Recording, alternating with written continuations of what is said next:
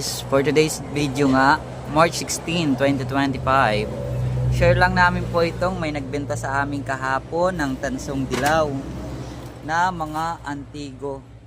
Sobrang na-amaze lang po kami kasi siya ay talagang sinauna na. Itong isang ito, yan. Lahat ito tansong dilaw. Tapos wala siyang stamp kung saan ginawa at kung kailang ginawa. Wala siyang nakalagay. Yan. Tapos pag binuksan mo siya sa loob, nung malagyan siya ng tubig, iba ang kulay niya, oh. Makintab pa. Yan. Ganito ang kulay niya sa loob. Wala siya tanso, pati yung kanyang handle, tanso.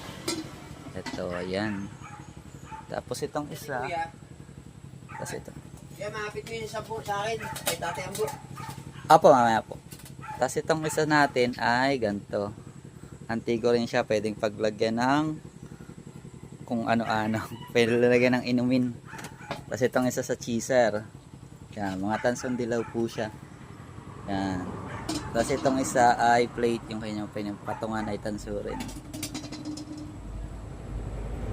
Yan.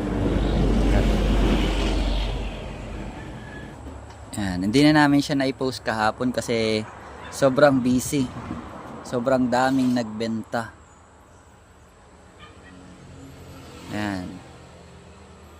Sabi nung mama kahapon, gusto niya na itong bilhin, hindi ko lang binigay kasi gusto ko rin siyang parang display.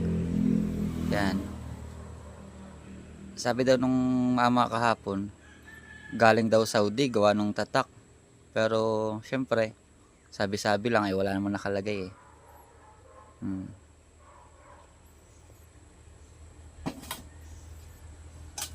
Itong isa may damage sa clip.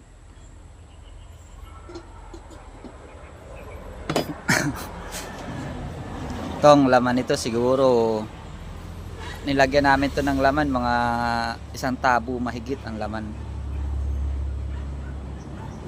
2 tabo daw. Yan. Tapos ang bigat niya, hindi siya yung pagaan. Yan. Ito ang timbang niya. 0.8 ang isang piraso. Tapos itong isa naman, pag tinimbang ay yan, 0.4 saka 0.8.